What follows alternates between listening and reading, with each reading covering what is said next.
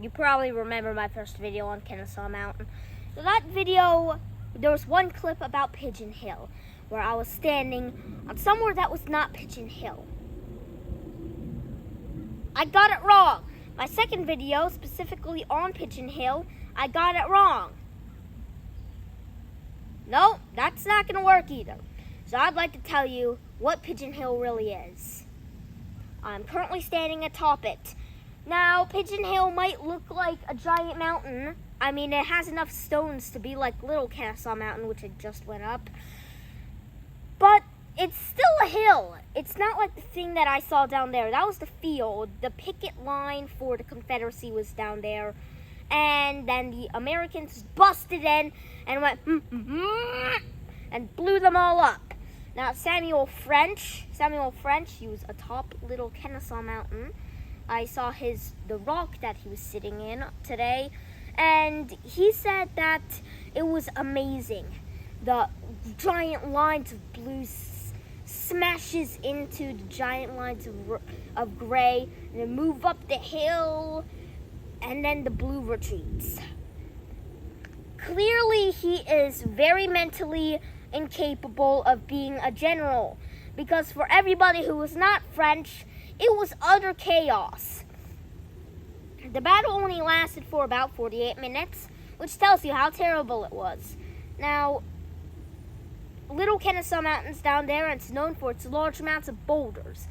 So is Pigeon Hill, but let's just focus on that for now. They would pull the boulders out of the ground and rolled onto the Union troops. Something about this makes me think that is not exactly the best thing to happen to you, especially if you're a Union soldier. Now, the attack lasted for what I previously said, 48 minutes, mainly because of how terrible the actual attack was. What happened was the Union troops marched up the hill after defeating the skirmish line and started coming up. I walked more than the Union soldiers on that day. They made it up to the first Confederate battery, and then they were repelled because they're too bad. The picket line, the skirmishers and the picket line in the front field were pretty powerful, but on the hill itself, they had what Star Wars fan will say is the high ground. Also, Star Wars fans, tomorrow is your favorite day. May the 4th be with you. Now, what was Pigeon Hill really about? Well, I didn't explain this that much so far. Sorry, my legs hurt a lot. I didn't explain it much, but Sherman had a plan. You see, if he attacked the center, then the center would be strong and he would be defeated. But if he attacked the sides and Johnson brought reinforcements to the sides, what does he leave weak? The center. So he attacks at Ollie's Creek and Kennesaw Mountain. Kennesaw Mountain was a failure. Ollie's Creek was a success.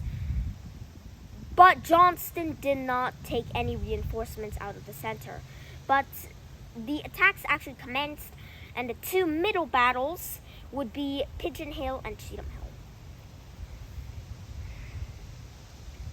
Cheatham Hill was very depressing, and so was Pigeon Hill. Although Cheatham Hill lasted a lot longer, Pigeon Hill was also equally as deadly. And we need to remember the people who died here.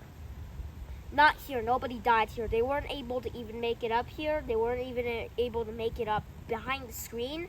They were able to walk 5 feet and then get shot by cannons.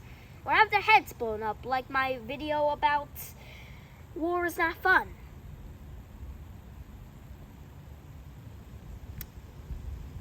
That actually happened. Here.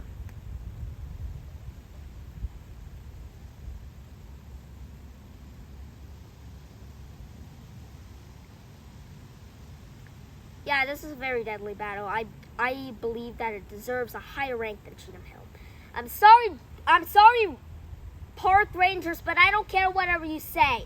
I just believe that this was more deadly than Cheatham's Hill because Cheatham Hill was just marching up a hill and this was marching up a ginormous mountain.